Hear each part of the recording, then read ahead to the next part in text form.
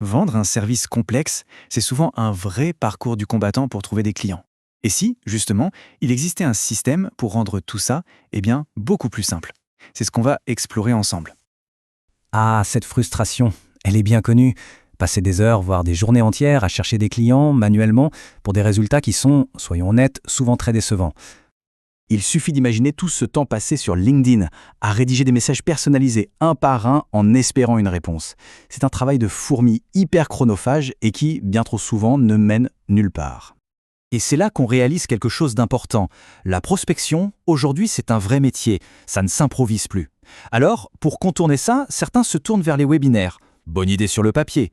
Sauf qu'ils découvrent très vite que transformer des participants en clients, c'est une toute autre histoire. Mais alors, concrètement, ça coûte combien de se tromper?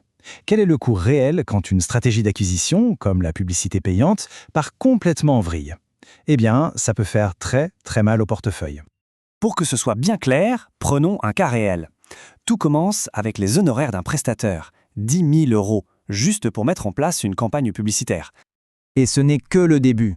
À ces 10 000 €, il faut ajouter directement 15 000 € pour le budget publicitaire en lui-même. Donc si on fait rapidement le calcul, l'investissement total pour cette seule opération s'élève à 25 000 €.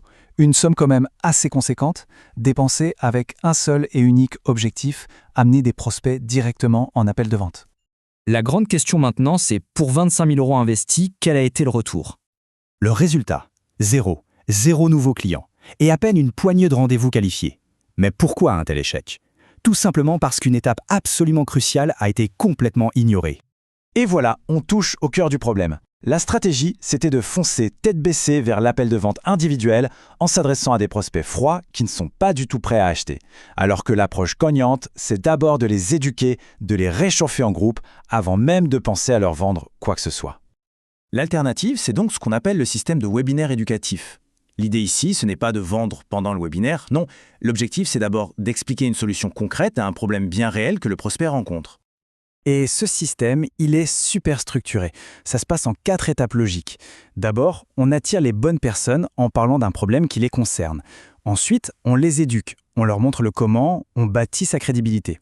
Troisièmement, on propose son service, mais comme une suite logique naturelle. Et enfin, étape cruciale, on assure le suivi pour entretenir la relation avec tout le monde, même ceux qui n'ont pas pu assister au direct. Ok, là on entend souvent une objection. Oui, mais moi, mon domaine est hyper technique, c'est une niche industrielle, ça ne marchera jamais pour moi. Vraiment? Regardons un peu ces exemples de sujets.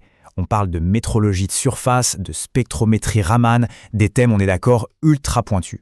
On pourrait facilement se dire que ça ne va attirer qu'une poignée de spécialistes. Et pourtant, le résultat est là. Pour seulement 8 de ces webinaires de niche qu'on pourrait croire hyper confidentiels, plus de 300 professionnels hautement qualifiés se sont inscrits. Au final, ce qu'il faut retenir, c'est que ce système répond directement aux plus grands points de douleur. Il fait gagner un temps fou en passant du 1 à 1 au 1 à plusieurs. Il améliore radicalement la conversion car les gens sont déjà éduqués et convaincus avant l'appel. Il crée de la prévisibilité avec des résultats mesurables. Et surtout, c'est le format parfait pour enfin expliquer clairement une offre complexe. Ce qui nous amène à la question de fin. En regardant ces différents défis, le temps, la conversion, le manque de prévisibilité, la clarté, lequel résonne le plus? Lequel est le véritable goulot d'étranglement qu'il faudrait débloquer en priorité dans son propre système d'acquisition?